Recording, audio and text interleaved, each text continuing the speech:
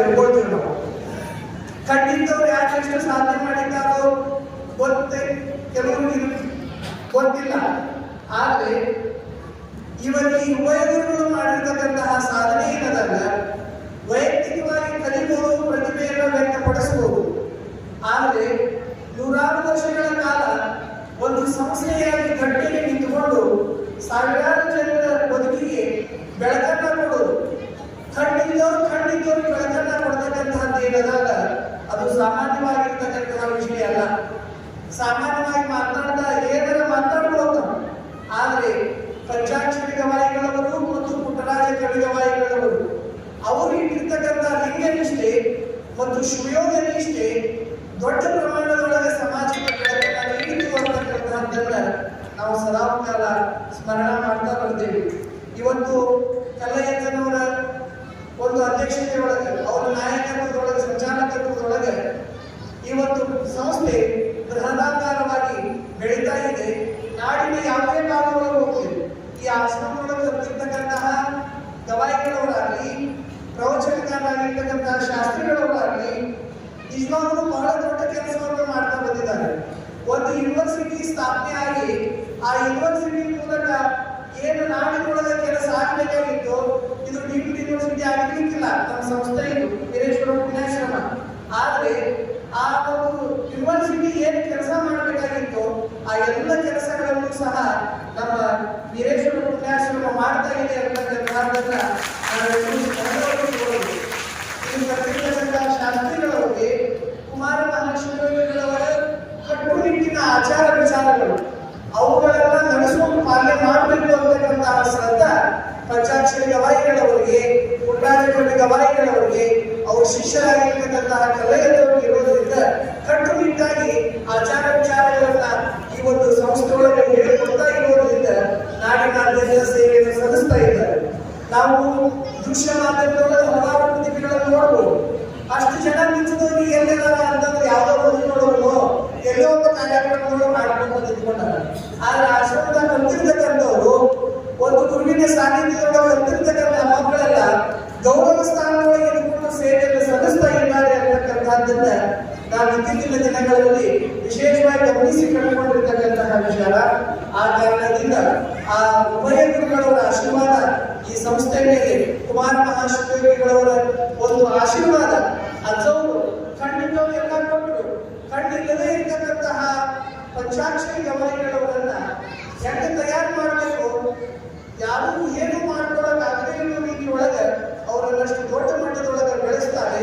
ಅವರು ಪಟ್ಟಿರ್ತಕ್ಕಂತಹ ಶ್ರಮ ಮತ್ತೆ ಎಲ್ಲದಕ್ಕಿಂತಲೂ ಮುಖ್ಯವಾಗಿ ಅವರು ಏನು ಕಲಿತು ಯಾರ ಕಡೆ ಕಲಿತುಕೊಳ್ಳೋದಕ್ಕಿಂತಲೂ ಒಬ್ಬ ಶ್ರೇಷ್ಠ ಗುರು ಇವನನ್ನ ತಯಾರು ಮಾಡಬೇಕು ಅಂತ ಅನಿಸ್ಬೇಕು. ನಾವು ಇನ್ವೆಸ್ಟ್ ಮಾಡ್ಬೋದು, ದುಡ್ಡು ಇನ್ವೆಸ್ಟ್ ಮಾಡ್ಬೋದು, ಬೇಕಾದ್ರೆ ಕರ್ಕೊಂಡು ಬರ್ಬೋದು.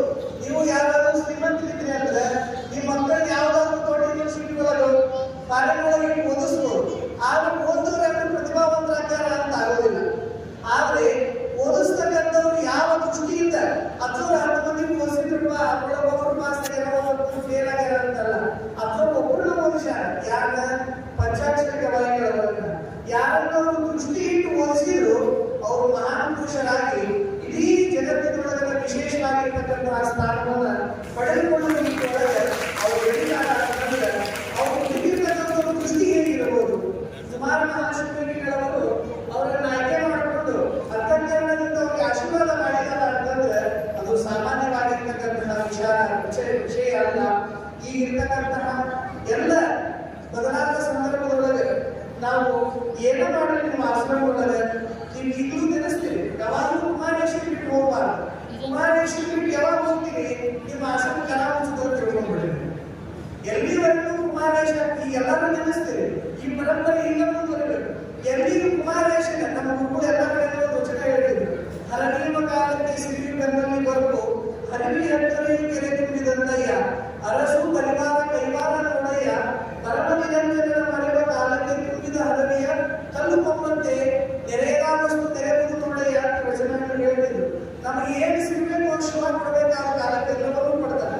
ಯಾವಾಗ ಒಂದು ಸ್ನಾನವನ್ನು ನಾವು ಬರೀತೀವಿ, ಕೊಟ್ಟವನ್ನ ಯಾವಾಗ ನಾವು ಬರೀತೀವೋ ತುಂಬಿದ ಹರವಿಯ ಕಲ್ಲು ಕೊಂಬಂತೆ ಕೂಡ